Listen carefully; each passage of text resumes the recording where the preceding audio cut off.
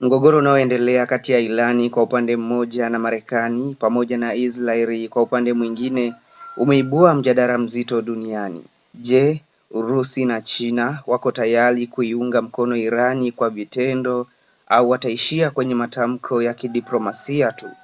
Baada ya Uingereza kuruhusu Marekani kutumia baadhi ya miundombinu yake ya kijeshi, hali imezidi kuwa tete.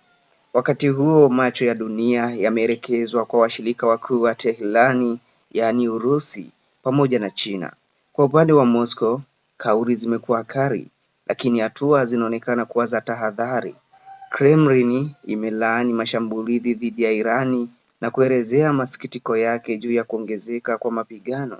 Rais wa Urusi Vladimir Putin ametuma salamu za rambirambi kufuatia kifo cha kiongozi mkuu wa Irani Ayatollah Ali